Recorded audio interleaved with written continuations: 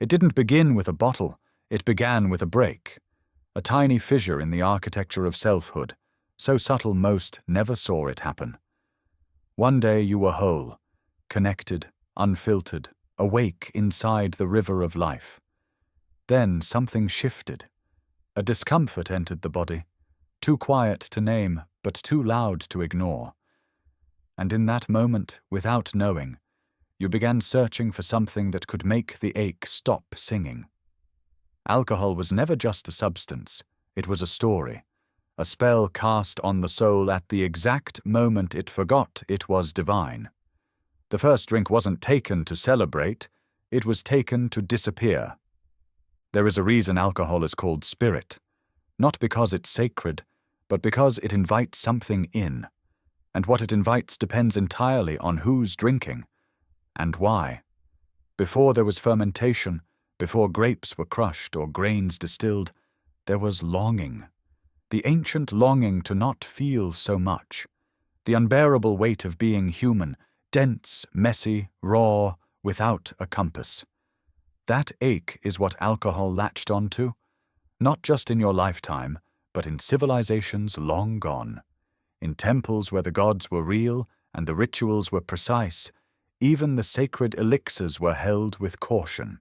Nothing was consumed without preparation, not because the gods were jealous, but because they knew anything that alters the mind without anchoring the soul becomes a fracture. So when the ancestors drank, it wasn't for fun. It was for union.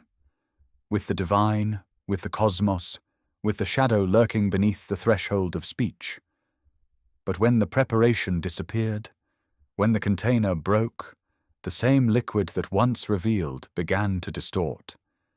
This is how the fracture spread, not just in the drinker but in the culture. The world forgot what it meant to feel cleanly. Joy had to be spiked, sadness had to be drowned, and somewhere in between, humanity stopped grieving, stopped celebrating, stopped praying, and started coping. You've felt it, haven't you?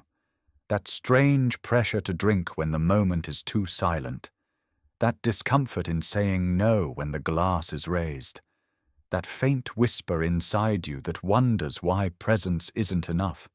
The truth is, alcohol has become a placeholder for something the soul forgot how to source. Connection, courage, relaxation, celebration. But instead of entering the temple within, we reach for the shortcut. And the shortcut always costs more than it promises. What if I told you the first time you drank wasn't random? That it was a moment encoded in your nervous system, a response to something you couldn't yet name. You weren't weak. You were trying to bridge a gap you didn't know existed. Alcohol didn't create the void. It just filled it for a while. And then it hollowed it out even more. Because alcohol doesn't offer truth. It offers noise. It doesn't silence the ache. It just sings over it. And yet, beneath the noise, the ache remains. Patient, ancient, waiting for you to remember the path that doesn't involve forgetting. Because what you truly long for isn't the buzz. It's the reunion. Not with a high, but with yourself. The you that existed before the first drop touched your lips, before the fracture, before the world taught you that softening required a substance. That stillness needed a buffer. That celebration needed a chemical. That grief needed a glass. You don't miss alcohol, you miss yourself. And that's where the story begins. Before alcohol became a ritual of forgetting, it was a ritual of remembering. In the ancient world, fermentation wasn't just chemistry. It was alchemy, a sacred transmutation of plant into portal, vessel into vision. The ancients called it spirit, not because it was intoxicating, but because it invited something unseen into the space. Not every drink was sacred, but some were. And when they were, it wasn't about the buzz. It was about the boundary dissolving between self and source, between this world and the one behind the veil. In the mystery schools, in the caves of initiates, in the temples where sound and silence met in ceremony, alcohol was handled like a relic, not a relaxant, not a coping mechanism, it was a key, and only those prepared could hold it. Because real mystics knew, a spirit invites spirits, and if the vessel isn't clean, if the intention isn't clear, if the space isn't consecrated, you don't open a door, you open a portal. And not everything that comes through will have your healing in mind. In ancient Egypt, beer was offered to the gods, but only within the spellwork of sacred language. In Greece, the Dionysian mysteries used wine as a loosening of the psyche, but only after fasting, silence, purification. In the Vedic tradition, soma was a liquid doorway to the divine, but never for daily use, never without preparation. Because they understood what modern culture has forgotten, the substance isn't what opens the vision. The soul is. And if the soul is unready, the vision becomes hallucination. The portal becomes possession. The sacred drinker wasn't chasing a high, they were chasing union, communion, not with people but with pattern, with essence, with the unnameable current that pulses beneath all things. The alcohol was never the destination. It was a temporary dissolution of the egoic lens, a cracking open of the false self to glimpse what the mind cannot hold. And afterward? Ritual grounding, prayer, silence, journaling, reflection.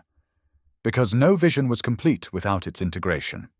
They didn't just drink, they journeyed.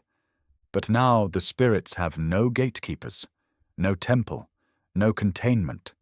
People drink without preparation, without intention, without understanding that they are inviting frequencies into a chaotic field. And they wonder why confusion rises, why emotions swell, why strange thoughts echo in the corners of their minds. Alcohol doesn't bring peace, it brings permeability. And when the walls come down, what was hidden rushes forward. Somewhere, you knew this. The first time you drank, you felt the door open.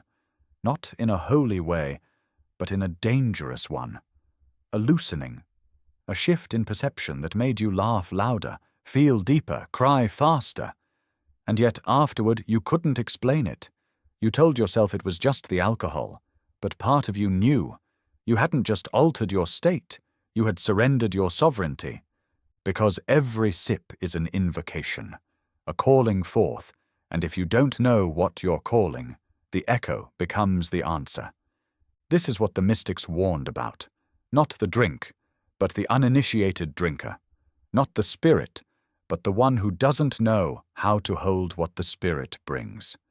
To them, drinking was never casual. It was consecration. And without the consecration, there is contamination. Of thought, of field, of soul. So the next time someone raises a glass and says, "To the spirits," ask yourself, which ones, and who exactly let them in? The gods did not fear intoxication.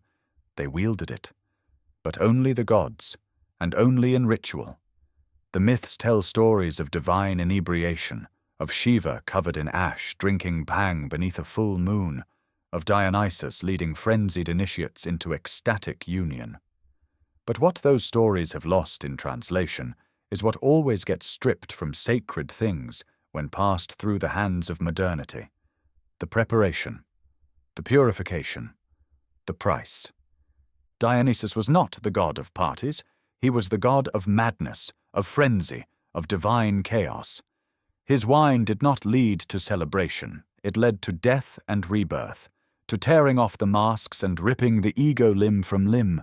His intoxication was never recreational, it was initiatory. Those who entered his rites were not escaping the world. They were being torn apart by it, so they could return remade.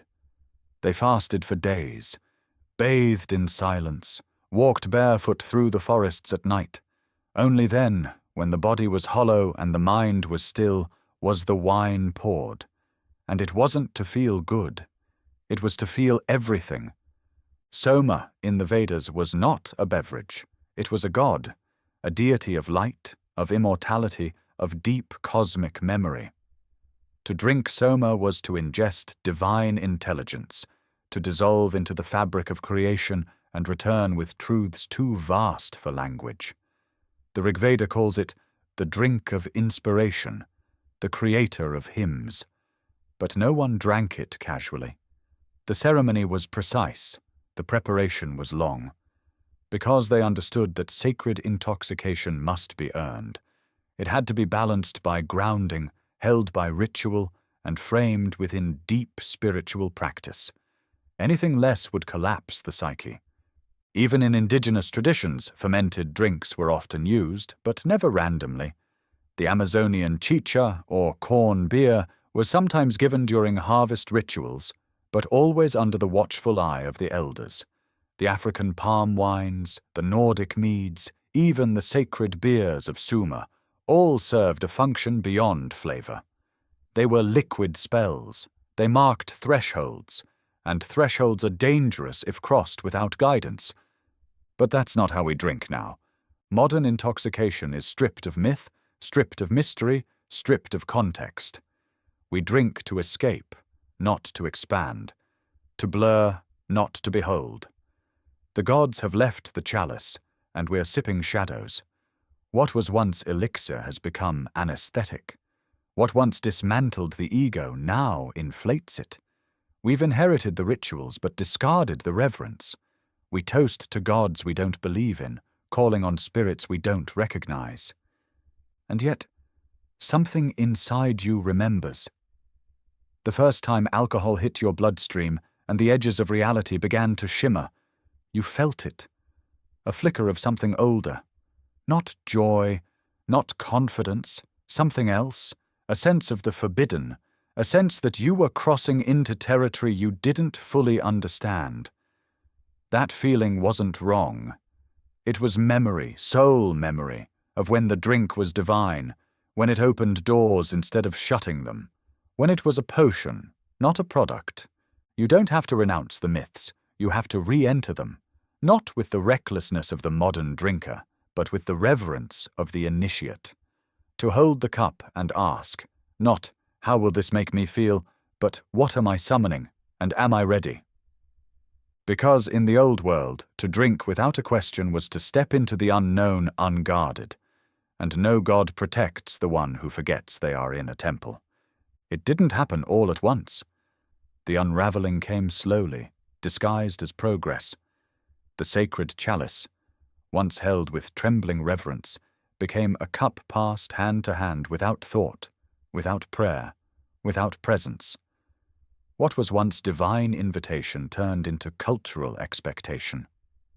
What once marked rites of passage now masked the ache of disconnection. The transformation was so complete that no one noticed. The ritual remained, but the meaning was gone. Colonization did more than steal land. It stole the soul of the drink. Wherever it went, it stripped fermented elixirs from their spiritual roots and repackaged them as tools of control, commerce, and compliance. In the name of empire, what was once a sacrament became a sedative.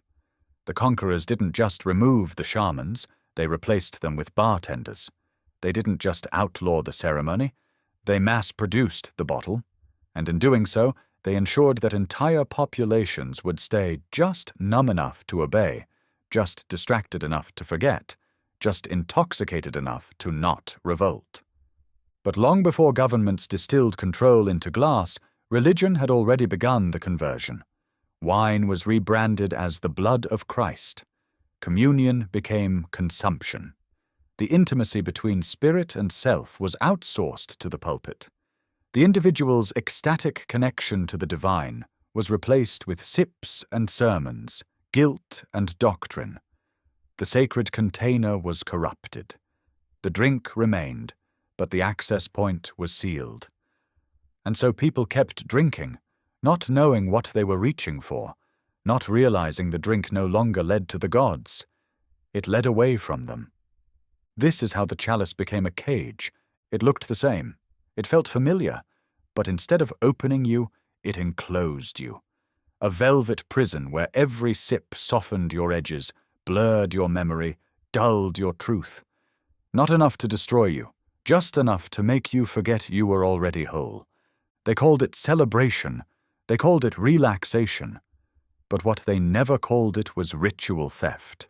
They never told you that every drunken night was a simulation of something older, something sacred, that your longing to gather and toast and dissolve was ancestral, that you were reenacting a memory your blood still held, but stripped of context, stripped of power. You didn't know.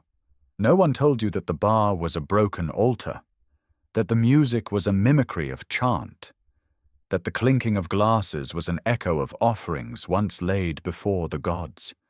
You didn't know the buzz you chased was a diluted remnant of the ecstasy once felt in ceremony. And so you drank. We all did, searching for what could no longer be found in the liquid. Because once the container is corrupted, the content loses its compass. And that's the true theft, not just of tradition, but of direction, of access, of meaning. We inherited the drink without the map, and we wonder why we wander deeper into fog with every toast. But the soul remembers. It always does. That faint grief you feel when the night ends and the high fades, that's the memory of the sacred asking to be restored. That's the chalice whispering that it was never meant to be a cage. And maybe it never truly was. Maybe it's still waiting to be held differently, not by the hand that reaches to forget, but by the one that remembers. Something shifts the moment alcohol enters the system, but it isn't just chemical, it's energetic. It begins in the body, yes, the warmth in the chest, the softening of tension, the subtle fuzz at the edges of thought. But beneath that, deeper than sensation, something else stirs. The architecture of your energy field begins to reconfigure. Your boundaries loosen, your filters thin, and whether you know it or not, you're no longer fully inside your own frequency. This is the alchemy no one speaks of, not the fermentation of grapes or grains, but the transformation of perception. A sacred technology hijacked by casual use. When you drink, you aren't just altering your biochemistry, you're shifting your vibrational resonance. You're retuning the instrument of your consciousness. And like any tuning, it can bring you into harmony, or dissonance. The ancient mystics understood this. They mapped the subtle body like a sacred landscape. Chakras, meridians, auric fields, all languages for the same truth. You are more than flesh. You are signal. You are field. You are a living antenna tuned to specific frequencies of emotion, memory, insight, presence, and alcohol changes the dial. At first, the shift can feel euphoric, a lifting, a loosening. Thoughts flow, laughter spills. You feel lighter, freer, less bound by the density of self-consciousness. But what you're feeling isn't clarity, it's collapse. Not peace, but pause. The mind steps back, not because it's healed, but because it's momentarily bypassed. The guardrails of the ego fall silent, and in their absence, the internal noise rearranges itself into illusion. What feels like presence may be disassociation. What feels like freedom may be a temporary suspension of friction. The friction returns. It always does. Because alcohol doesn't resolve what it reveals. It doesn't transmute. It displaces. You feel less of the burden not because it's lifted, but because it's muffled. And underneath the buzz, the burden waits. Denser, heavier, amplified by the suppression. This is why for some, the drink brings joy, and for others, darkness. It isn't about the drink, it's about the vessel. Alcohol is not a teacher, it's a mirror, and it will reflect whatever you bring to it. If you carry grief, it will pour it out. If you carry rage, it will ignite it. If you carry numbness, it will deepen the void. It doesn't care what you want, it amplifies what you are. And when the amplification ends, when the veil lifts and the noise settles, you are left with what you tried to escape. Only now it echoes louder. This is the danger of unconscious alchemy. When the transformation begins without intention, without protection, without sacred structure, you don't become lighter. You become porous. You invite in energies that match your frequency in that moment. Not just thoughts and emotions, but entities, impressions, currents that don't belong to you. And because your field is open, they enter like smoke through a broken window. You don't notice until your thoughts aren't yours, until your sadness feels foreign, until your body says stop, but your mind keeps pouring. And yet the culture glorifies this. It celebrates the drink without understanding the cost. The toast, the clink, the high, all part of a ritual we no longer remember how to hold. We were meant to be alchemists, but instead we've become consumers of our own undoing. Real alchemy demands awareness. It demands that you track every shift in your field, every rise of emotion, every drop in clarity. Real alchemy purifies, alcohol bypasses, and what you bypass returns. Louder, hungrier, until you finally listen. So the next time you drink, ask yourself, what am I transmuting? What am I inviting? What am I dissolving? And is it something I actually want to lose? Because the sacred art of transformation was never meant to be swallowed. It was meant to be lived. Not every door that opens leads where you think it will. Some open inward and reveal the self. Others open downward and drop you into illusion. And some, the most seductive, open outward into a brief, glowing vastness that feels like freedom, but has no floor beneath it. This is the false opening, the spiritual mirage, and alcohol, more than almost any substance, is its architect.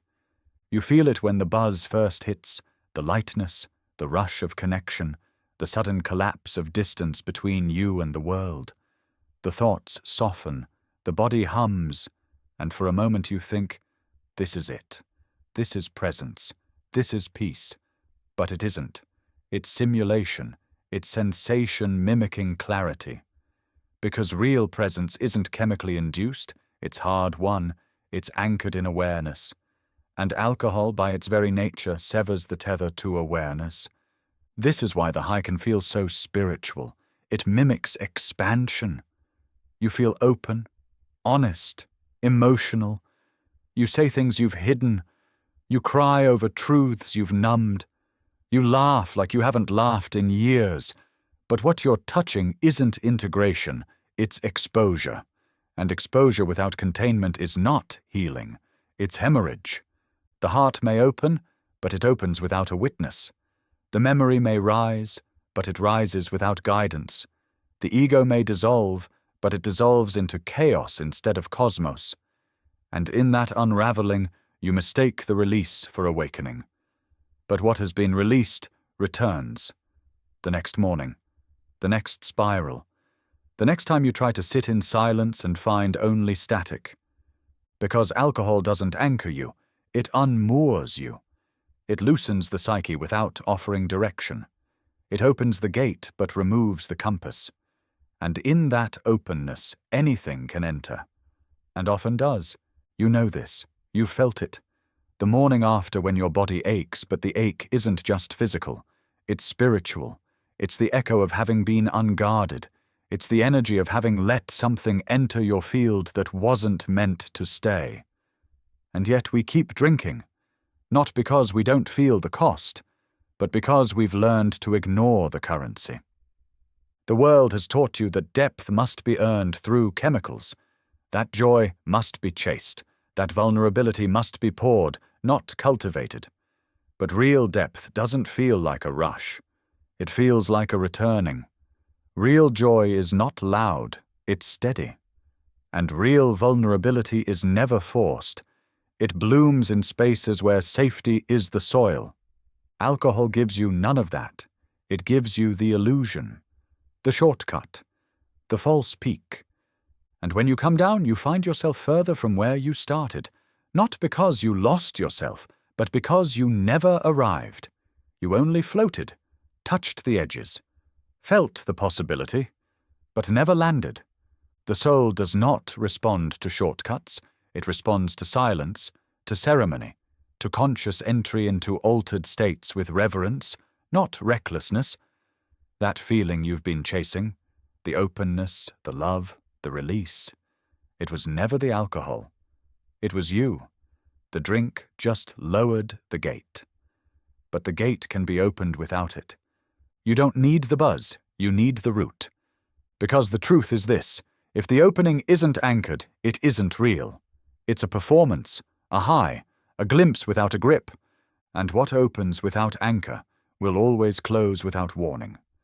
The moment the liquid touches the tongue, something shifts, not just in your blood, but in your boundary.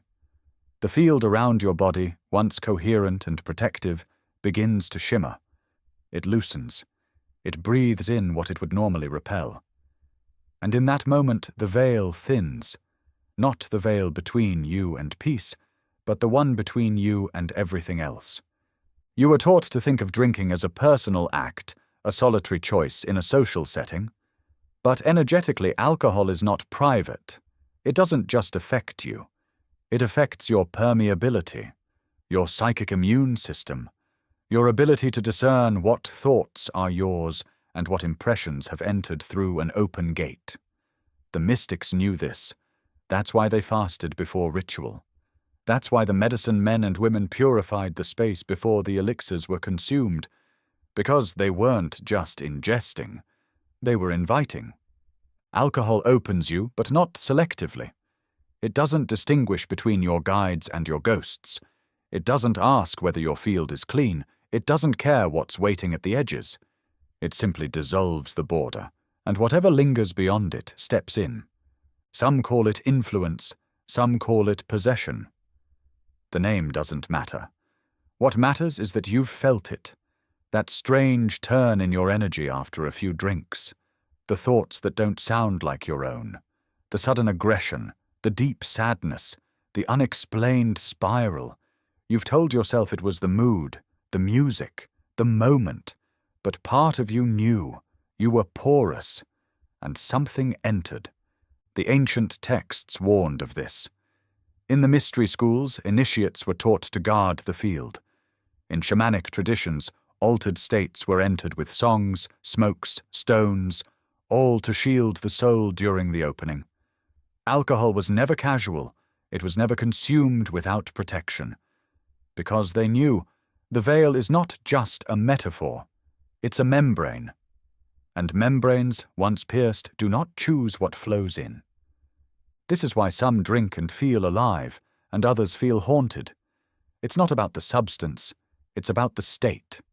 The cluttered field invites cluttered energy. The unresolved pain acts like a magnet for darker frequencies. The unprocessed grief becomes an open portal.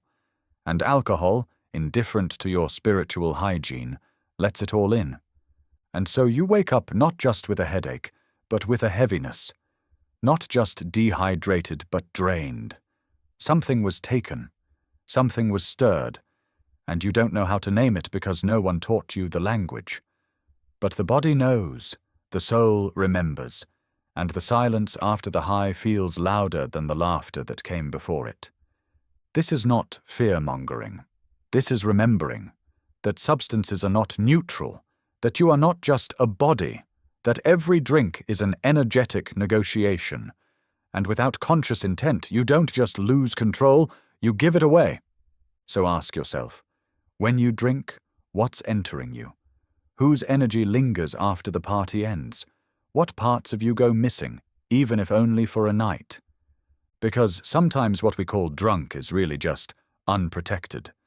And sometimes what we call a hangover is the body's way of saying, your field was breached. The veil is real. The thinning is real. And once you understand that, the way you hold a drink will never be the same. You don't drink for the taste. Not really. Not when you're honest. You drink for the shift. For that subtle detour away from something inside you that's too sharp to hold directly. Most of the time, you don't even know what it is. You just know there's a pressure, a density, a tightness that builds quietly in the background of your being. And when the drink arrives, it lifts. Not because it heals, but because it buries. Alcohol doesn't erase the shadow. It dims the light that exposes it. It numbs the signal, not the source. And for a while that's enough. Enough to laugh a little louder. Enough to forget what was heavy. Enough to move through the night without the full weight of yourself pressing down on your spine. But the shadow doesn't leave. It waits. It deepens. It learns your patterns. It wraps itself in the same silence you use to avoid it. And every time you drink, you tell it, "Not yet. I'm not ready. Not tonight." The drink becomes a ritual of avoidance, sacred in its own twisted way, a communion with what you cannot face, a silent agreement between you and your unspoken pain. I'll pretend you're not here if you promise not to scream. But the shadow doesn't obey silence. It honors truth. It is truth. The parts of you that were never held. The memories that never got a voice. The grief you inherited. The rage you swallowed. The questions you were too afraid to ask. They live beneath the buzz, waiting for the moment when your guard drops and the noise fades. That's when they surface. Not to torment you, but to be seen. But you call it anxiety. You call it overthinking. You call it a bad trip. And so the cycle repeats. You drink not to feel less. You drink to feel selectively, to soften what's sharp but amplify what's light, to feel brave but not broken, alive but not afraid, intimate but not exposed. But the soul doesn't work that way. It doesn't split itself for your comfort. It speaks in wholeness, and when you suppress half of it, the rest becomes distorted. This is why so many feel empty after a night of laughter, why the tears flow harder when the alcohol fades. The shadow wasn't gone. It was just silenced. And every time it's ignored, it knocks louder. Not to punish, to remind, there's nothing wrong with you. You're not weak for needing relief. You're human. And somewhere along the way, you were taught that relief must come from outside. That discomfort is dangerous. That grief must be hidden. That anger must be softened. But your shadow is not your enemy. It is your mirror. And alcohol, no matter how sweet the pour, can't hold that reflection for you. You've been drinking to escape yourself. But the self you're running from is the one that needs you the most. So what if, instead of pouring another drink, you poured presence into that ache? What if the trembling wasn't something to silence, but something sacred knocking on the door? Because the shadow doesn't need to be chased away. It needs to be welcomed home. By the time the sun rises, the spell is broken, the warmth is gone, the laughter distant. The night, a blur edged with regret. You wake up not in your bed, but in your body, heavy, loud, inflamed. And what you call a hangover is not just dehydration. It's not just fatigue. It's a message. One you've learned to ignore. One that whispers through the aches and pulses through your temples. Something wasn't right. You think it's just the cost of a good time. But the body doesn't lie. It doesn't moralize. It reflects. It records. It reveals what the mind refuses to see. And alcohol leaves a residue.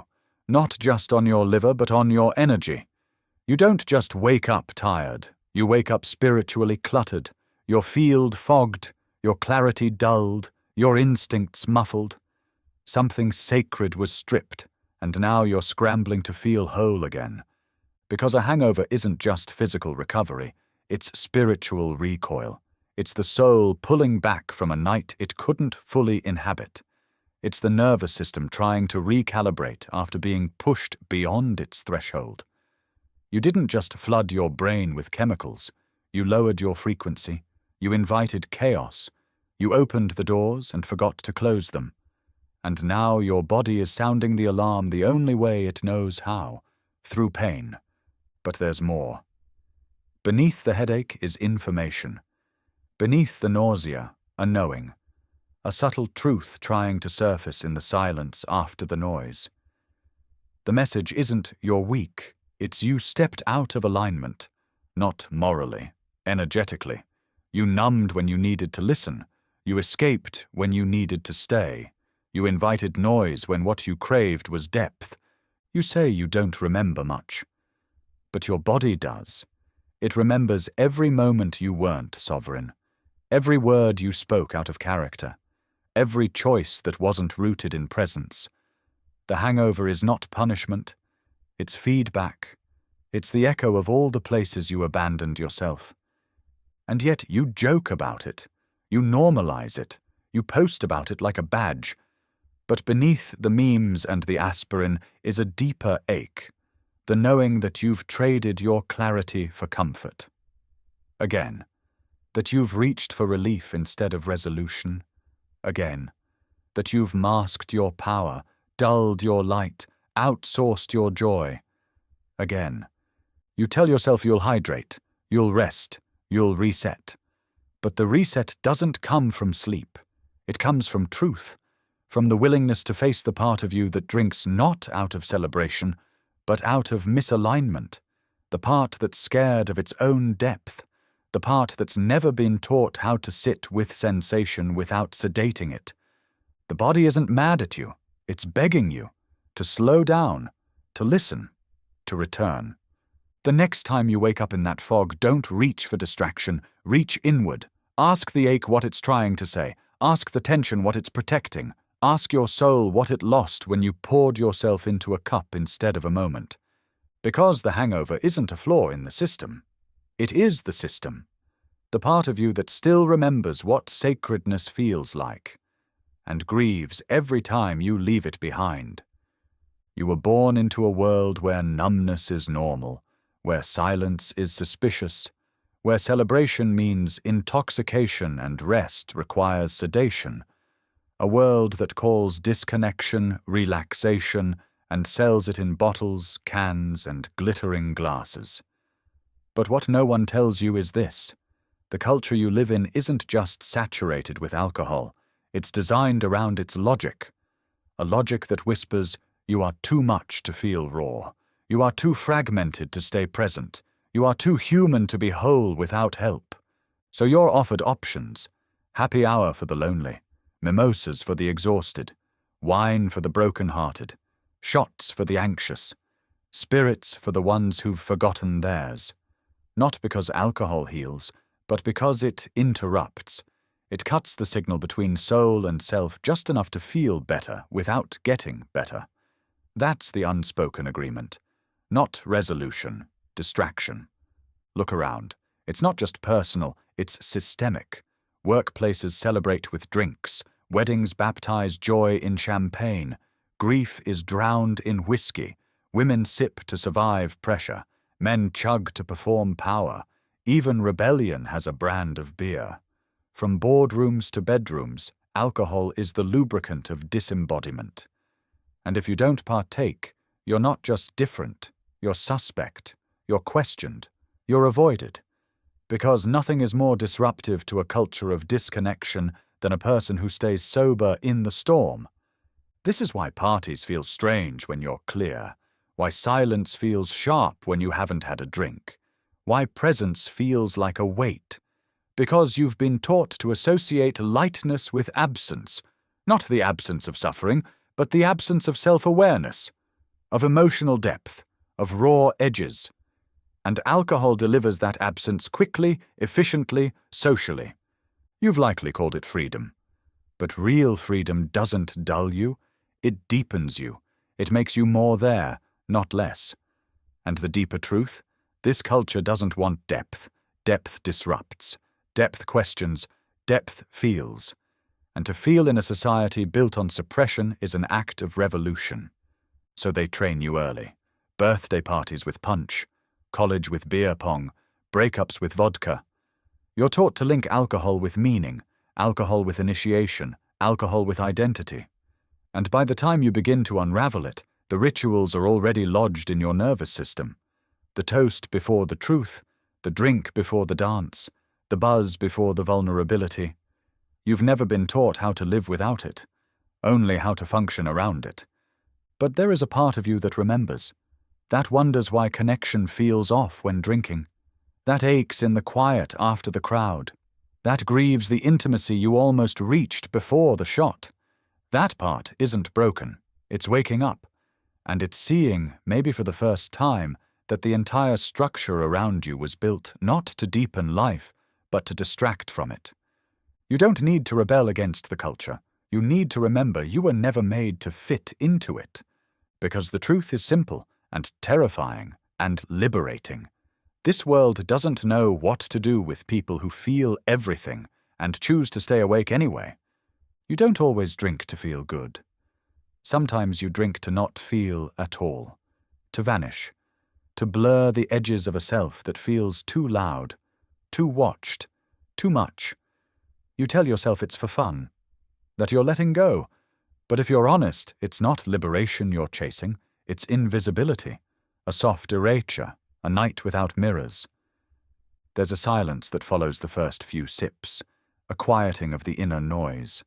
The critic fades, the memories recede, the body loosens its grip on the present, and in that soft blur you feel safer.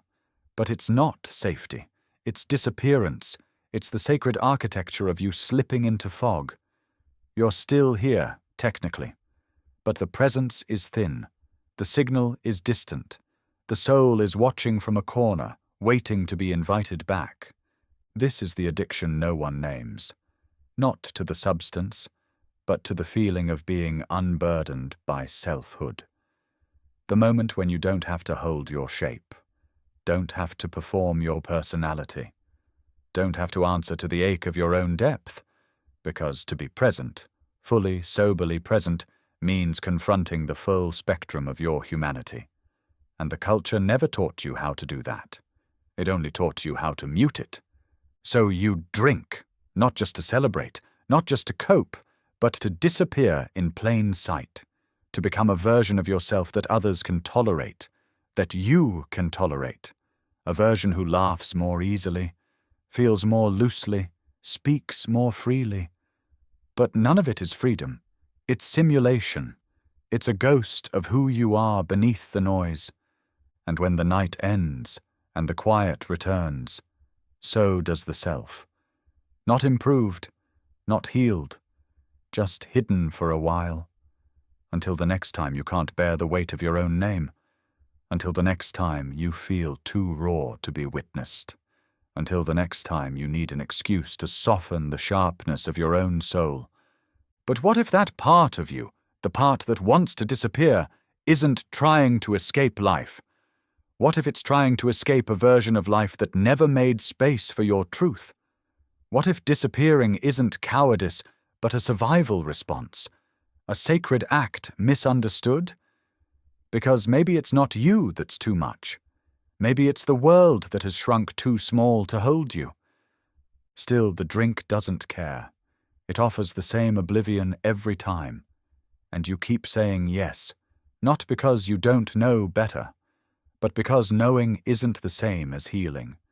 Because pain doesn't dissolve just because you understand it. It dissolves when it's held. And alcohol can't hold you. It can only hide you. But you are not meant to be hidden. You are not meant to be tolerable. You are not meant to be a shadow of your real self. You are meant to be seen, trembling, radiant, unfiltered. You are meant to stand in your fullness without apology. And the only way to do that is to stop disappearing, to stop drinking yourself into forgetfulness, to stop muting your own medicine, because the world doesn't need more polite ghosts. It needs people who remember how to stay.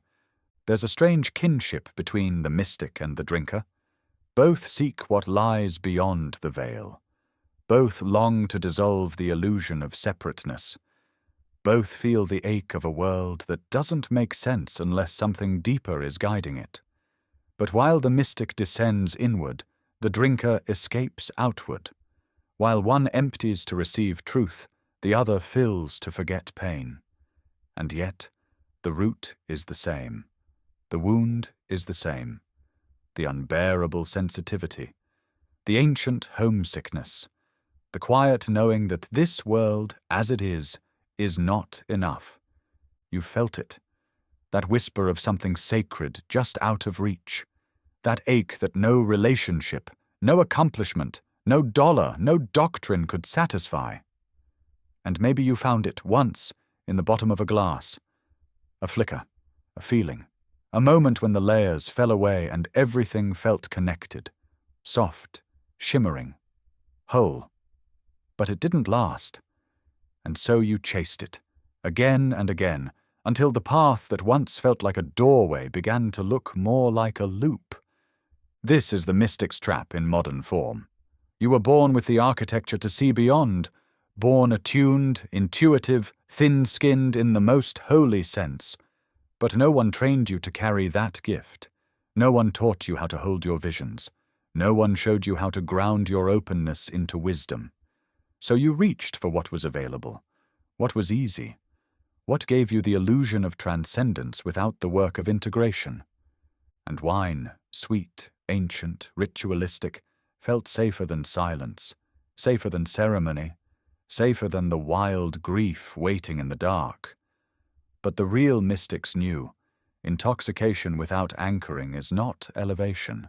It's leakage, it's distortion, it's sacred circuitry short-circuited by substance.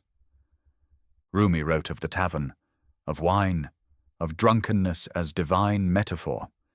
But he also warned of false intoxication, the kind that mimics the beloved without bringing you closer, the kind that keeps you chasing highs instead of embodying truth. Because the mystic's path is not a festival, it is a funeral, of ego, of illusion, of comfort. And wine cannot take you there, not truly. It can only hint, and then leave you emptier than before. You see, the wound isn't that you drank. The wound is that you were never taught there was another way, that your longing was sacred, that your sensitivity was a gift, that your ache for something more wasn't weakness. It was initiation. And if you had been born in a different time, a different culture, someone might have handed you beads instead of bottles, silence instead of shots, breath instead of buzz. Someone might have said, "You are meant to see what others ignore. Let me show you how to hold that." But instead you drank, not because you were lost, but because you remembered too much, felt too much, knew too much, and had nowhere to put it. So here you are, awake enough to know the wine isn't working, brave enough to wonder what the ache really wants. And maybe now the real initiation can begin. Not into drunkenness, but into devotion. Not into ecstasy, but into embodiment. Because the mystic doesn't need the drink. They need the discipline, the stillness, the circle, the sacred space where the wound is not exiled but anointed. You are not broken because you drank. You are awakening because you stopped pretending the cup was enough. Before the veil was lifted, they emptied themselves. Before they touched the sacred, they let go of the noise. The initiates fasted, not to punish the body, but to prepare the soul, not to control appetite, but to clear the channel.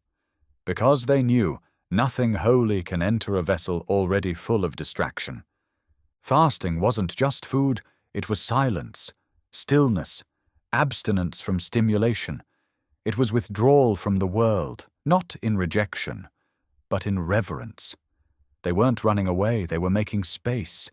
Every bite withheld was a signal to the spirit. I am ready to feel everything. Every skipped indulgence was an invitation for clarity to arrive without distortion. This is what alcohol was never meant to replace: the sacred preparation, the slow refinement of the self into a state of receptivity. You don't stumble into the mysteries, you arrive with intention, with discipline, with a body made spacious enough to hold the presence of the infinite without collapsing under it. But in the modern world, we invert the formula. We indulge before we ask, we fill before we seek. We enter ritual with full bellies, noisy minds, and crowded hearts. And then we wonder why nothing comes through. Or worse, why what comes through feels like chaos. Alcohol, in its ancient form, was used by those who had already fasted, who had already emptied, who had already spent days in solitude, in song, in sweat. It was not a door, it was the final key, offered only to those who had already made the journey inward. Without the preparation, it did nothing. Or worse, it did damage. Because without emptiness, the drink becomes a distortion. The frequencies you meet are not elevated, they are muddied. The thoughts you have are not revelations, they are projections. And what you call connection is often just your nervous system overstimulated, your ego unguarded, your energy field swinging wide open without containment. You've felt it, the difference between entering a moment with presence and entering it with wine. One expands your capacity, the other blurs it. One deepens sensation, the other dulls it. You thought you were softening, but you were scattering. You thought you were opening, but you were leaking. Because you didn't fast, you didn't clear, you didn't prepare. This isn't about shame. It's about memory. The soul remembers the way things were done before the world got loud, before the ritual was deleted and the drink was sold like candy. The part of you that craves stillness, that hesitates before a toast, that longs for something quieter than intoxication, that part is not broken. It's ancient.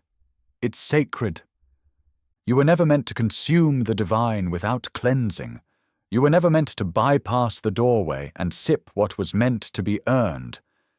The initiates knew the work begins before the ceremony. The clarity is seeded in the days of discomfort, in the hunger that sharpens perception, in the solitude that refines the self. You think you're not ready, but the truth is you're overfull. Too much noise, too many signals, too many inputs with no integration. What you need is not more. What you need is less. Not addition, but subtraction. Not stimulation, but stillness. Fast, not just from food, but from the illusions that keep you reaching for what you've not yet made space to receive. Because the divine doesn't shout over noise, it waits for silence. There's a part of you you've never seen, but it holds everything. Your thoughts, your grief, your desires, your memories. It holds the words you never spoke, and the truths your body carries even when your mind forgets. This part of you is luminous, intelligent, sensitive. It's your field, your frequency, your aura, and alcohol does not touch it gently. You were taught to think of energy as metaphor, as poetry, but it is structure, geometry, sacred architecture. Your aura isn't just glow, it's boundary, a living membrane that filters what enters and what stays out. It's your first defense and your first language, and when it's strong, you feel grounded, clear, present. But when it's compromised, you become a sponge, for moods, for projections, for energies that were never yours to carry. Alcohol weakens the weave. It doesn't break you. It thins you. It pokes holes in your field where silence used to be. It loosens the threads that keep your spirit aligned. It's not always immediate, but it's cumulative. One drink, then another, and slowly your intuition dulls. Your gut wisdom fades. Your psychic perimeter begins to fray. You start feeling things that don't belong to you, thinking thoughts you can't trace, carrying emotions that arrive without cause. This isn't magic. It's physics, energetic law. The body holds the boundary, but the aura holds the meaning. And when alcohol enters, that meaning becomes porous. This is why empaths spiral when they drink, why sensitives wake up heavy, fragmented, exposed. You thought the sadness was yours, the anxiety, the shame. But half of what you're carrying belongs to the people whose energy you absorbed while your field was open. You weren't drinking alone. You were drinking with their pain, their ancestors, their patterns. You didn't just open up. You let in what you had no map for. And no one teaches you how to close it. The morning after, you hydrate, you rest. But the field is still torn, the psychic thread still tangled, and with every repetition, the tear deepens. Until eventually, you don't trust your own instincts anymore. You don't know why certain people drain you. You don't understand why your clarity has faded. You think you're broken, but you're not. You're just unguarded. The ancients knew this. That's why the aura was strengthened before ceremony, through fasting, through breath, through chant, through solitude. Alcohol was never introduced until the field was fortified, until the soul was seated. Because they understood, the aura is a threshold, and thresholds are sacred. You don't walk through barefoot and distracted. You don't bring chaos to the temple. But modern culture has no temple, only transactions. So you drink without knowing what you're giving up. You socialize without knowing what you're absorbing. And slowly, your aura becomes not just porous, but performative. You shine just enough to function, but you don't radiate, you don't rest, you don't feel clean. This is the spiritual cost that never gets spoken, not addiction, not dependence, but distortion.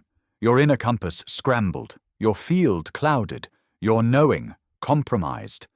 But it's not irreversible. The aura remembers, the body remembers, and the moment you choose stillness over sedation, breath over buzz, reverence over reflex, your light starts mending itself. You don't need to glow harder, you need to repair the gate, because your aura isn't aesthetic. It's armor. It feels like closeness, doesn't it? The drink in hand, the music low, the laughter rising in warm waves. You lean in a little more, speak with a little less filter. Something opens, the guard drops, and for a few glittering hours it feels like connection. Real, unscripted, intimate.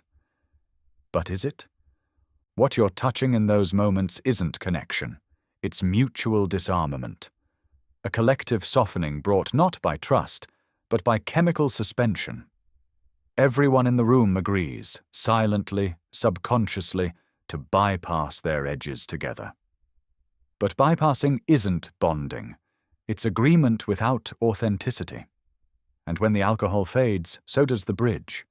You return to your island, and so do they. This is why those nights often leave you emptier. Why the conversations that felt so deep under dim lights evaporate in daylight. Why the tenderness doesn't translate the next morning. Because the connection was never rooted. It was floated, suspended in fog, not anchored in presence. Alcohol mimics intimacy. It simulates vulnerability, but it doesn't cultivate it. True intimacy requires presence, requires tension, requires the awkwardness of staying with what's real, even when it's uncomfortable. It can't be conjured through numbness. It can't be sustained by buzz. And yet most people don't know how to be close without a drink in their hand. They've never been taught how to meet one another in rawness without a buffer. So they gather. They sip. They open, but not fully. They laugh, but not honestly. And beneath it all the soul watches, quietly mourning the depth that was possible but never reached, the words that were almost spoken, the truths that trembled behind glazed eyes, the love that hovered between fingertips but never landed. You felt it, that ache in the middle of the party, that sudden emptiness mid-laughter, that moment when the noise peaks and you realize no one is actually here. Not really. Just layers of performance softened by alcohol. Everyone pretending to connect, but no one actually present enough to hold the truth of another. Because real connection isn't loud. It's not slick or dazzling or easy. It's raw, sober, sometimes painfully slow. It moves through awkward silences, stumbles through mismatched truths, weaves itself from contradiction and breath, and the willingness to stay when it gets uncomfortable. Alcohol cuts that journey short. It promises arrival without the walk, but what's forged in fog cannot hold when the sun rises. This is why so many relationships falter when the drinking stops. The scaffolding disappears, the performance ends, and suddenly you're left with a stranger, or worse, with a version of yourself you never got to know, because you were always one drink ahead of the truth, always one sip away from presence. But you don't have to be. You can reclaim the space between you and another without sedation. You can learn to sit in the discomfort of silence, to reach across the gap with steady eyes, with no buzz to hold you up. And when you do, what emerges is something alcohol can never deliver. Real, reverent, anchored connection. One that lasts, one that deepens, one that doesn't dissolve when the glass is empty. Because true intimacy doesn't live in the drink. It lives in the breath you're willing to share when nothing's numbing you. There was a time when to drink was to pray, when to raise a cup was to honor something greater, not escape something painful, when the gathering of souls around fire and vessel was sacred, not simulated. You didn't just drink, you communed with the land, with the sky, with the spirits of your ancestors. The act was an offering, not a performance, a circle, not a spectacle. But that communion is broken now. The cup still passes, but it no longer carries meaning. The toast is made, but it's hollow. The presence is feigned, the connection staged. The ritual remains, but the spirit has gone silent. What once held power now holds programming. And we drink not to meet the divine, but to forget we ever missed it. Look closer. Every culture once had its ceremony. The wine of the Eucharist, not to numb, but to remember. The sake shared before a shrine. The chicha fermented in prayer. Even the earliest beers were brewed in temples, not taverns.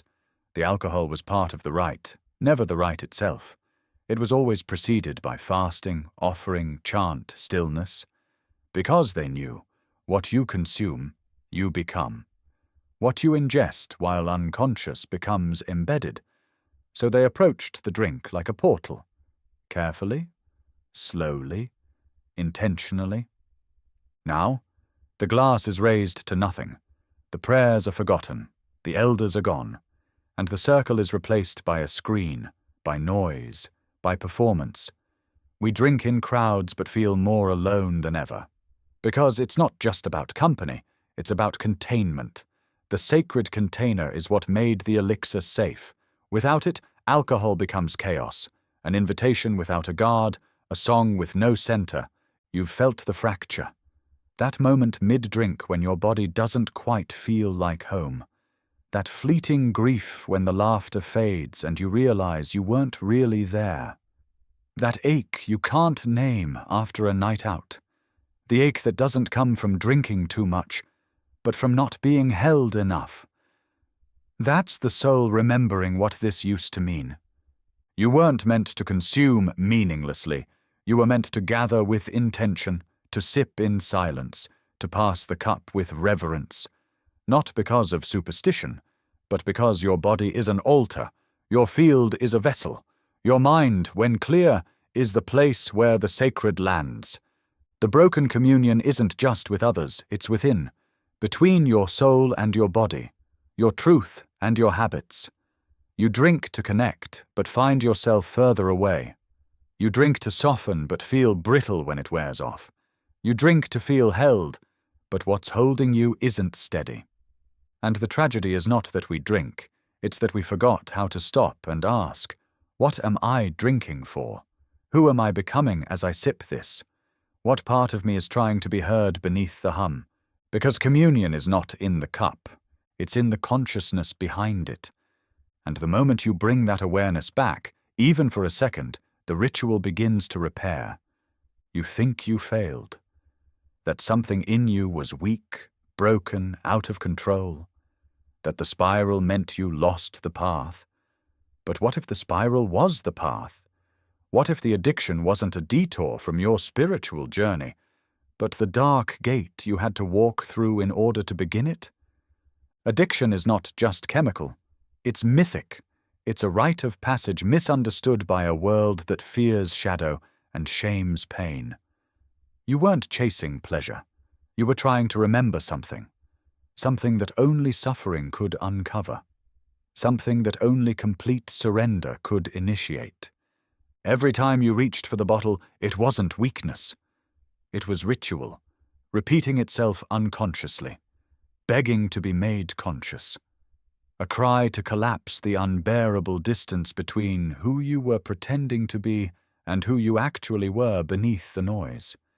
Because that's what addiction really is, a desperate search for the sacred in places that cannot hold it. The drink was never just about the buzz, it was about what came before the first sip. The tension in your chest, the grief in your bones, the longing no one around you could name, let alone hold.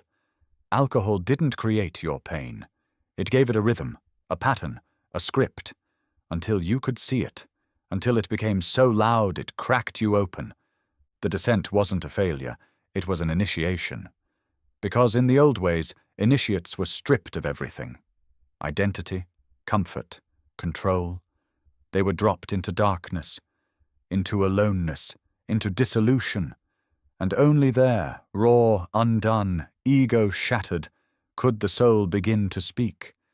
You walked that path, even if you didn't know it. You've collapsed in bathrooms and thought it was shame, but it was surrender. You've stared into the void at 3 a.m. and thought it was despair, but it was depth. You've lost yourself and thought you were dying, but you were dissolving the mask. Initiation doesn't look holy when you're in it. It looks like chaos, like pain, like reaching for anything that will make it stop. But if you're here, reading this, breathing, listening, then the initiation didn't break you. It revealed you. It dragged everything false to the surface and said, This must die so something real can live. The world says, recover. But the soul says, remember. Remember who you were before you drank to disappear. Remember what sacredness feels like without needing to earn it. Remember that addiction was never your identity, it was your calling, a crucible, a dismembering of what was never yours to carry. And now, as you step beyond it, you do not return the same. You return with eyes that can see what others ignore. You return with humility carved from experience. You return initiated. You didn't fail the path. You became it.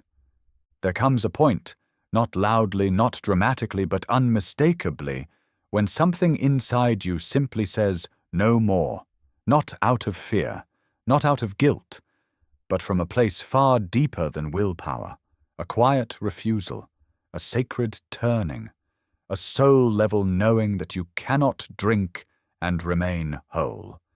It doesn't announce itself. It doesn't beg for attention. It arrives like a whisper that rings louder than all the noise. This is not aligned anymore.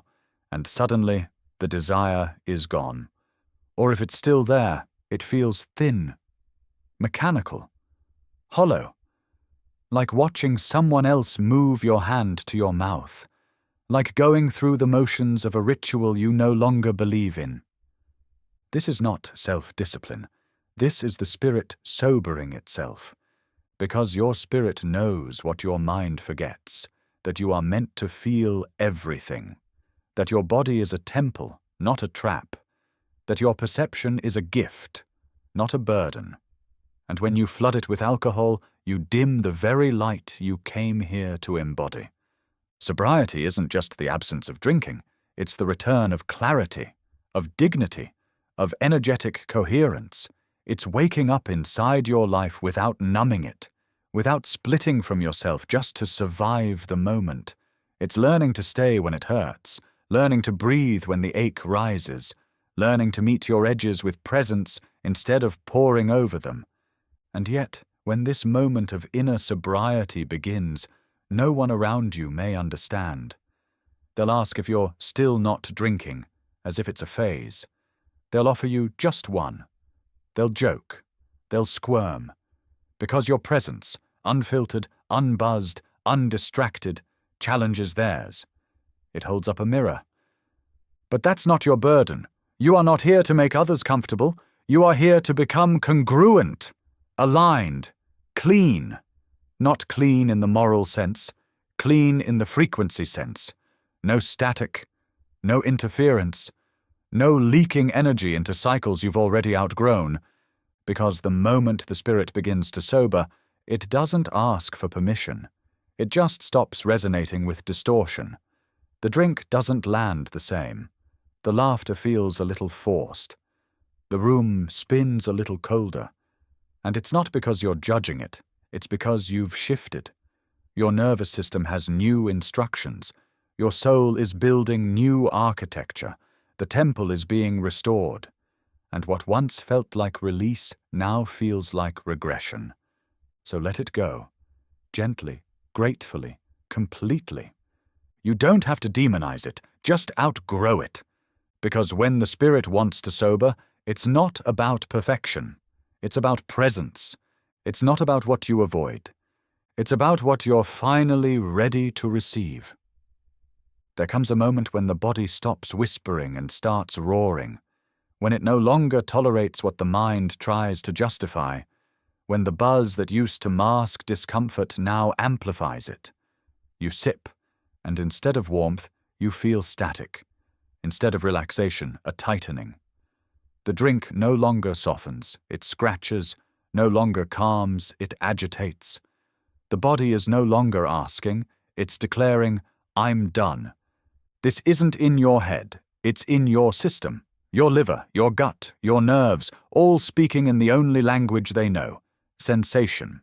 Headaches sharper than they used to be. Sleep thinner. Moods more erratic. A nervous system that jolts instead of settles. You try to push through, pour another, match the energy of who you used to be when drinking felt light. But the body has evolved, and it won't let you pretend anymore, because healing isn't always a high. Sometimes it's a rejection, a revolt, a sudden intolerance for what once felt normal, and alcohol becomes the first thing your system can no longer swallow. Not because you're weak, but because you're becoming clear. The body holds memory. It knows how many times you drank to bypass grief, how many times you ignored its signals for the sake of fitting in, how often you silenced its no to match someone else's yes. But the more you heal, the less it tolerates betrayal. Not just from others, but from yourself. You thought you were craving less because of age, or fatigue, or discipline. But it's not any of those. It's coherence. Your body is returning to its natural rhythm. And alcohol doesn't match that rhythm anymore. It stutters, it hijacks, it distorts, and your cells feel the dissonance. This is why certain drinks now hit harder, why your recovery takes longer, why even one glass can leave you spinning, anxious, depleted. It's not that your body is failing. It's that your spirit is integrating. And the more spirit moves in, the less room there is for what numbs it. You don't need another detox. You need to listen. To that tightness in your chest after the third sip. To that restlessness when you try to sleep. To the dull ache in your gut that lingers longer than it should. These are not inconveniences. They are messages. Your body is not malfunctioning, it's awakening, and it's asking you to stop overriding it. You once drank to escape your body. But now, your body has become the teacher, the container, the compass. And when it speaks louder than the buzz, you're not being punished. You're being invited home. Every time you lift the glass, something stares back. Not the drink, not the label, but the reflection, the quiet, persistent mirror hiding beneath the liquid. You think you're drinking to forget, but the bottle remembers. It holds more than alcohol. It holds story, pattern, truth, and it doesn't lie. The mirror doesn't judge.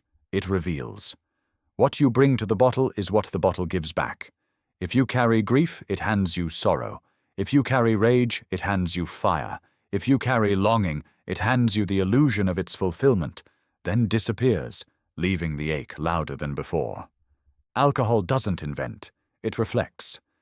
You think the drink made you say that thing, feel that way, make that choice. But it didn't create the impulse. It magnified it, removed the filters, amplified the whisper until it became a scream. The drink doesn't give you freedom. It exposes your fractures, and then it disappears when the reckoning begins. That's why some nights end in clarity and others in chaos. Same bottle, different mirror. Because what changes isn't the drink. It's what you're hiding when you reach for it. The most uncomfortable truth? The bottle has been honest with you all along. You just weren't ready to hear what it was saying. That you're tired, that you're lonely, that you're carrying grief for a self you never let become, that you keep hoping the drink will show you who you are when it's only ever shown you what you're avoiding. But here's the gift buried in the discomfort. If you're willing to see clearly, the bottle can stop being a weapon and become a teacher. Not by drinking, but by asking, why do I want this? What part of me believes it needs this to feel okay? What is the drink trying to give me that I haven't yet learned how to give myself? Because when the illusion is stripped away, what's left is the ache. And the ache is sacred. It's the doorway to wholeness. You don't fear the alcohol, you fear what it reveals. You fear the voice that emerges when the numbing wears off. But that voice is your own, the one you silenced to survive, the one who's been waiting, patiently, painfully, for you to stop performing and start remembering. And now, maybe for the first time, you're strong enough to meet her. No glass, no buzz, no distortion, just the mirror. Just you. Just the truth, finally undiluted. This kind of sobriety isn't loud. It doesn't post milestones. It doesn't hold signs. It doesn't count days. It arrives like a whisper, a shift, a choice made quietly, over and over, until it becomes a way of being. This sobriety isn't about alcohol, not really. It's about truth, about presence, about finally choosing to be here, fully, without a buffer between you and your own life. It's the sobriety of staying awake when it would be easier to numb, of sitting through grief instead of sipping through it, of showing up to your joy unmuted, unfiltered, unscripted. This is the sobriety that doesn't begin with quitting a substance, but with quitting the illusion that you need one to feel whole. No one applauds this kind of awakening, because it doesn't look like struggle. It looks like silence, like softness, like declining the drink at dinner and not explaining why, like watching the party through clear eyes and feeling, not FOMO, but relief, like laying in bed on a Saturday morning, headache-free, soul intact, and realizing you don't miss who you were in the fog. You don't miss the high, you miss the clarity. This sobriety is a homecoming, not to a version of you that's better, but to the version that was never lost, only hidden. Hidden behind rituals that didn't feed you, conversations that didn't see you, nights that ended in forgetfulness, not transformation. You used to drink to feel wild, to feel free, to feel expansive. Now you feel those things in stillness, in breath, in eye contact, in knowing you can sit with discomfort and not be undone by it. In realizing that you don't need to fall apart to feel depth, you don't need to escape to feel magic. The magic was always you, unfiltered. And here's the most radical part. You don't need to prove anything. You don't need to explain your decision. You don't need a new label, a community, a reason. You just need to keep listening to the part of you that's done outsourcing your sacredness. That knows clarity is not punishment. It's power. Let them wonder. Let them offer you a glass. Let them call you boring. Let them romanticize the very spiral you crawled out of. You don't owe anyone your participation in the performance. You don't need to make your healing palatable, because this kind of sobriety isn't a reaction. It's a remembering. A quiet, anchored, holy remembering of who you are, without the buzz, without the haze, without the story. You are the ritual now. You were never addicted to alcohol. You were addicted to the ceremony it pretended to offer. The slowing down, the exhale, the transition between the noise of the world and the stillness you crave. The cup in your hand was never just about the contents. It was about the space it created, the pause it gave you permission to take.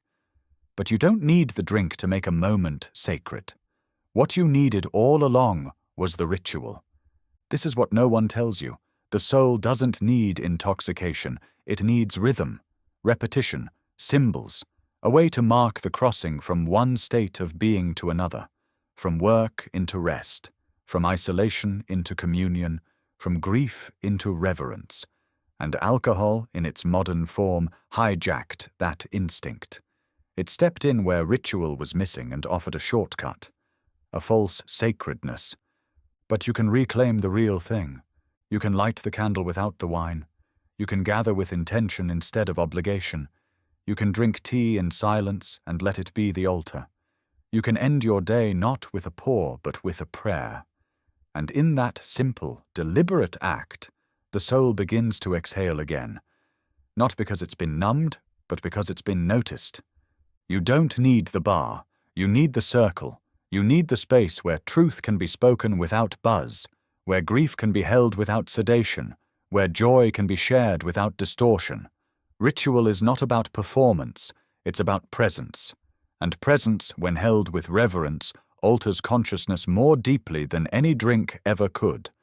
Reclaiming ritual is not about restriction, it's about remembering that every act can be sacred if you bring intention to it, that your life doesn't need escape. It needs structure. It needs beauty that doesn't come with a hangover. It needs rhythm that doesn't collapse your nervous system. So make your own rituals. Pour the drink out and pour presence in. Play the music softly. Open the journal instead of the bottle. Speak aloud what you would have silenced in the fog. Let the moment be honest, even if it's awkward, even if it's raw, especially then, because ritual is what holds us when nothing else can. It reminds the body that it's safe to be here, that it doesn't have to disappear to feel peace, that it doesn't have to be perfect to be sacred. The alcohol was never the thing. The way you held it was.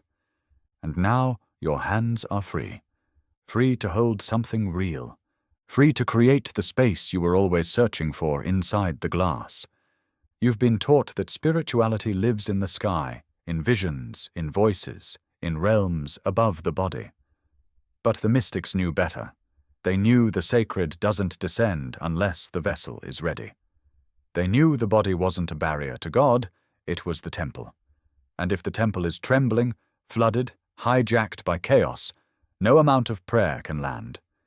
The spirit does not root in dysregulation. This is what the drink bypassed. The tremble, the static, the feeling that your skin wasn't safe to live in. You poured over it like water on fire, mistaking the dulling for healing. But it was never healing. It was sedating the sacred, muting the very system designed to guide you home. The nervous system is your altar.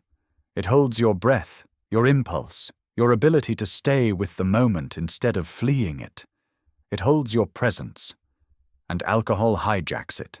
It loosens what needs grounding. It dulls what needs to be felt. It replaces regulation with temporary release and calls it relief. But the buzz isn't balance. It's distortion. It feels like peace because it silences the signals. But those signals are sacred. The tightness in your chest, the flutter in your gut, the ache in your throat. That's your soul speaking through tissue. That's your past calling for resolution. That's your power trying to get your attention. You don't need another drink. You need a body that feels safe to live in.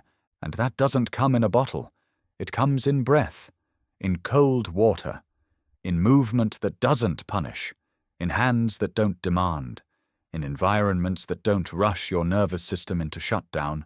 It comes in the gentle rewiring of your relationship with stillness. Because stillness, when you're not regulated, can feel like death. But stillness, when you are, becomes the most intoxicating thing you'll ever taste. Not because it numbs, because it reveals. You begin to notice subtleties, synchronicities, the texture of your thoughts, the pulse of your intuition. You begin to feel like you belong inside your skin again. This is the sobriety no one sees coming, the kind where your peace is louder than your panic, where you don't need to chase silence, it lives inside your spine, where your rituals aren't escapes, they're returns, and suddenly what alcohol once promised you in flashes, your body gives you in permanence. You realize you were never too sensitive. You were just never taught how to hold the electricity of your own soul. Now you know. The nervous system is the temple, and it deserves to be held like holy ground. Clarity doesn't arrive with a bang. It hums, it pulses, it speaks in waves that grow louder the quieter you become. It doesn't seduce like the buzz. It doesn't flood your system with fireworks. It arrives gently, precisely. And once you've felt it, everything else feels like noise. You thought you needed the high, the glow, the temporary lightness that alcohol brings. But what you were really chasing was this, the frequency where nothing is added, yet everything is illuminated, where your thoughts are sharp but kind, where your emotions rise without drowning you, where your choices align before they even require analysis. Clarity is not an absence of pain, it's the presence of coherence. It's the feeling of no longer betraying yourself, no longer twisting to fit, no longer outsourcing your intuition to a substance. In clarity, the world slows down, and you hear things, subtle things, you missed while drinking. The tone beneath someone's words, the hesitation behind your own yes, the body's subtle number, the spirit's soft nudge. This is the intelligence alcohol distorts. Because alcohol doesn't just cloud your thoughts, it lowers your frequency, it blurs your alignment, it untunes the instrument that is you. And the more you drink, the more you forget what your natural pitch feels like, until sobriety feels boring, even painful, when in truth, it's your baseline, your clarity, your sacred channel trying to come back online. You've felt it in flashes, after long walks, after quiet mornings, after tears that cleared more than they broke. Those moments when your nervous system softened and something deeper came through. That's clarity. It doesn't intoxicate. It reveals. It doesn't distract. It aligns. And it doesn't demand anything external.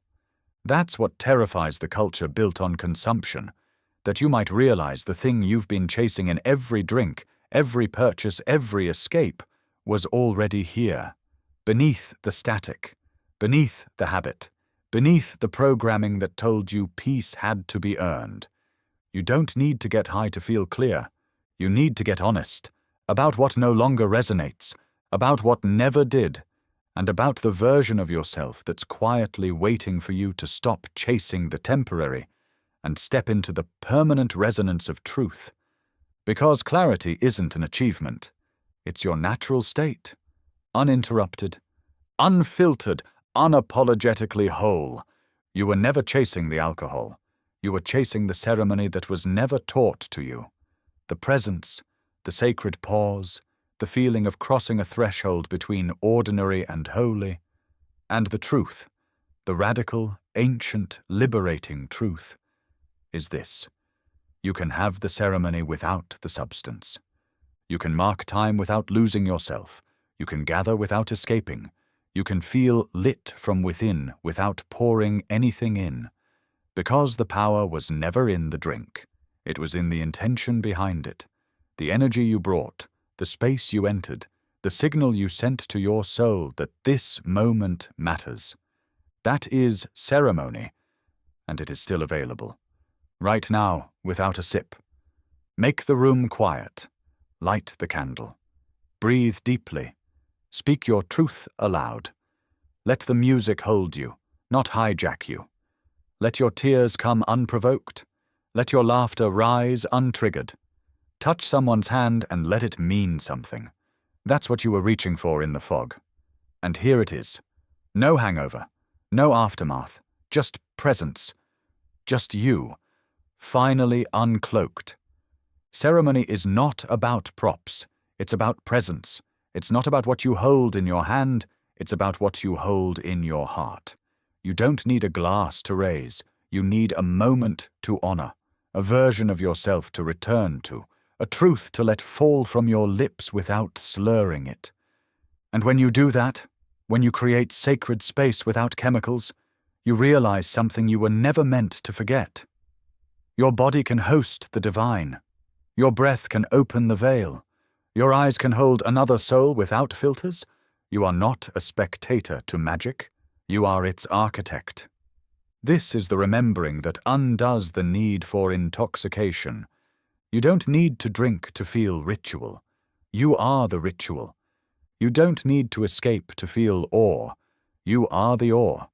You don't need to descend to feel release. You were always meant to rise. So gather, sit in circle, create without the crutch, speak without the slur, mourn without the mask, dance without the numbness, toast with water and let it be holy. Because you don't need the substance to feel the sacred. You only need the courage to stay. What if the craving wasn't yours?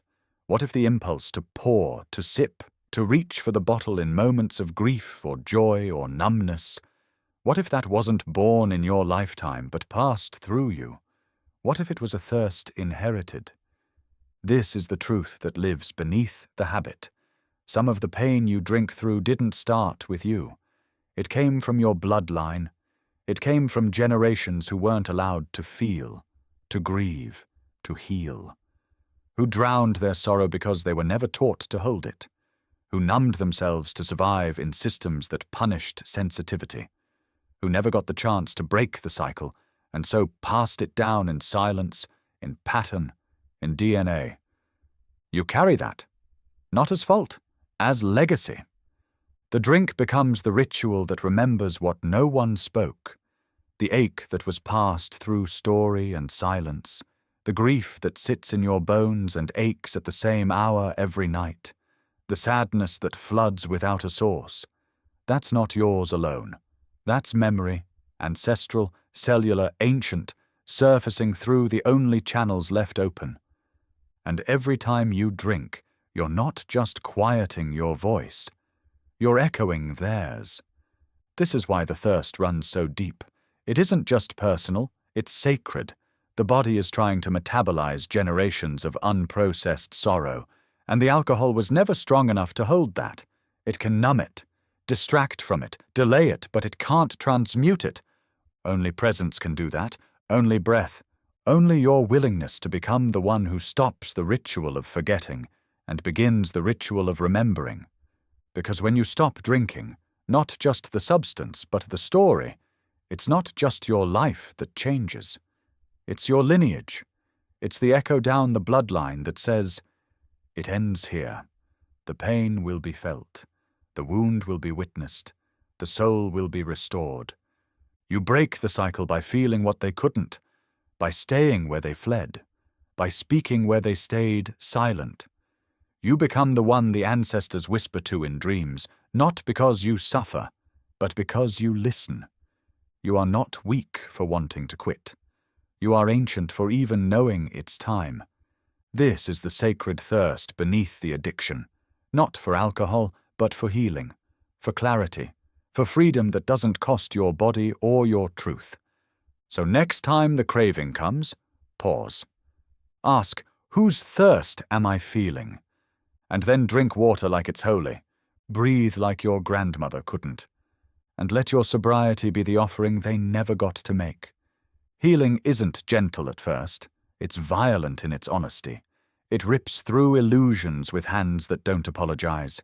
It empties the cupboards where you stored your pain. It cracks the glass you sipped from for years and asks, now that the bottle is broken, what will you hold instead? Because quitting drinking isn't just quitting a habit.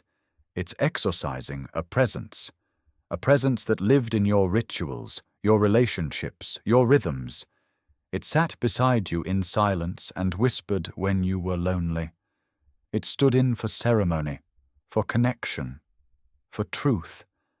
And when you remove it, when you finally say no, you feel the full weight of what it was holding back. The ghosts come up, not from outside, but from within. Every moment you numbed returns to be lived. Every grief you delayed wants its time now. Every memory you softened demands to be seen unfiltered. That's not a breakdown. That's the clearing. That's the soul sweeping its temple. That's the sacred chaos before the calm. This is the part no one glamorizes, the part that feels like madness, like regression, like failure. But it's not. It's the exorcism of the lies, of the masks, of the dependency, of the belief that you couldn't face yourself sober. You shake, you cry, you remember things you thought were gone. Your skin itches for comfort. Your mind tells you to go back. But something deeper, older, stronger says, stay. Because underneath the tremble is your truth, and it's been waiting. What you thought was the pain of quitting was really the pain of remembering. Remembering what it's like to feel without distortion, to be with yourself with no buffer, to hear your own thoughts and not flinch, to sit in a moment and not escape it. It is a death. But it's the right one. Not the death of who you are, but of who you were pretending to be. Of the false identity built around the drink, around the stories that said you couldn't dance, cry, connect, or exist without it. But you can. And when the purge is done, when the fire has passed through you and left only what's real, you'll feel something holy rise in its place. Not a high, not a rush, just you. Steady, clean, unshakable. Because healing is an exorcism not of demons, but of distortions. And when the distortion clears, the sacred can finally return. Not because you earned it, but because there's finally room for it to stay. It doesn't come in a cup anymore. It doesn't need to. The new communion is quieter, slower, deeper. It happens in moments that once seemed too ordinary to hold the sacred. Sipping tea while watching light move across the floor. Breathing fully without needing to escape.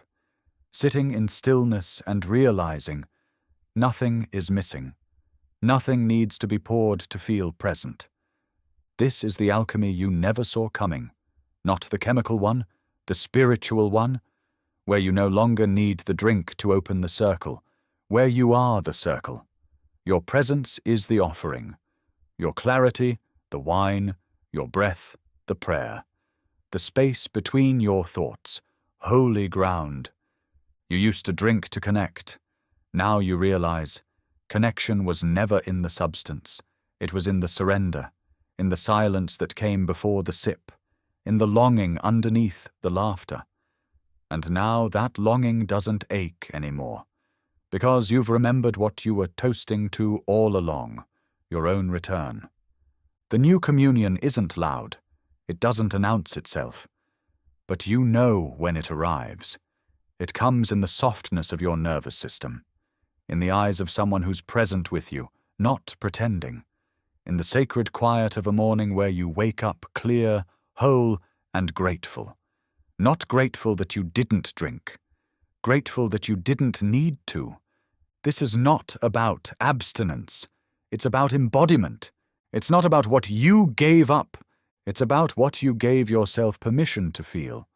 You thought you were missing out, but you weren't. You were misattuned, mistaking the fog for fullness, the performance for presence. Now your communion is unbottled. It moves in the breath between sentences, in the embrace that doesn't need enhancement, in the clarity that makes even grief feel sacred. There are no more raised glasses. There is only raised awareness. And when you meet someone else there, in the temple of undistorted connection, you don't need a drink. You don't need a ceremony. Because you are the sacrament. You are what's holy. You are what you were always trying to touch. You used to fill the cup hoping it would fill you, hoping the liquid would pour something into the ache, hoping the ritual would become the medicine. But over time, the cup stayed full and you stayed empty. Because you weren't thirsty for alcohol. You were thirsty for meaning, for depth, for home.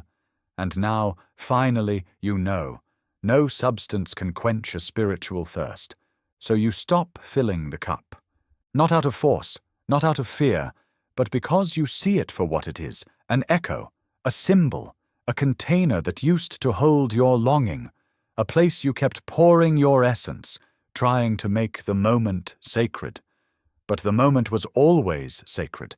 It just needed you to arrive without pretending. You no longer pour out your power. You no longer spill your presence just to feel something. You don't drink to celebrate. You celebrate by being awake, by being here, by being whole. You don't drink to numb pain. You hold it with clean hands and clear breath. You don't drink to connect. You commune in eye contact, in quiet, in truth that doesn't tremble. And slowly the emptiness that haunted you begins to fill, not with noise, not with glitter, but with stillness, with honesty, with soul. You fill yourself not with distractions, but with rituals that return you to your body. You drink deep from conversations that don't need embellishment. You sip from the silence between thoughts and feel hydrated by your own clarity. And you realize this is what the drink was trying to mimic all along, the fullness that can't be swallowed, the richness that can't be distilled, the sacred that doesn't come from the outside. Your cup is no longer a crutch, it's an altar. And you fill it with water, with intention, with gratitude, not because you're denying pleasure, but because you're no longer mistaking sedation for joy. You have become the well, and there is no need to chase the illusion of fullness anymore. No more empty cups, only overflowing presence. It's not the end. It never was. The last drink is not the closing of something, but the opening, a threshold, a soft doorway into a life that doesn't need to be blurred to be beautiful, a life that doesn't lean on the bottle to feel sacred or on the buzz to feel alive. The last drink isn't about deprivation. It's about return. You won't mark it with confetti. You might not even realize when it happens. It may come quietly. One night, the glass untouched, the silence welcomed, the moment held with both hands. And then a whisper inside you says, "You don't need this anymore," not with defiance, but with clarity, with peace. And in that moment, something ancient closes gently behind you, and something vast opens ahead. Because the last drink is a door back to yourself, back to the child who felt everything too deeply, the seeker who looked for God in every conversation, the soul who was never meant to numb. You didn't come here to sleep through your life. You came here to awaken, to feel the sharpness and the sweetness of every breath, to cry without shame, to love without armor, to break and rebuild and break again, sober, steady, sovereign. And when you walk through that door, you begin to remember, not just who you are, but who you were before the world told you you were too much, too sensitive, too intense. You remember that your joy doesn't need enhancement, your pain doesn't need erasure, your presence is enough to consecrate any space. You become the one who doesn't look away. Not from discomfort, not from intimacy, not from truth. And slowly your life begins to shape itself around that clarity.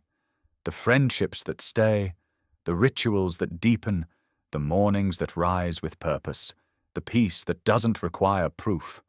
This is not just sobriety. This is sovereignty. And this is where it all begins, not in the quitting, but in the remembering. Because the drink was never the destination. The drink was the detour. And now you've come home, not to perfection, but to presence, not to silence, but to resonance, not to numbness, but to the holy, wild, aching beauty of being fully alive. The last drink is a door, and you've already walked through it.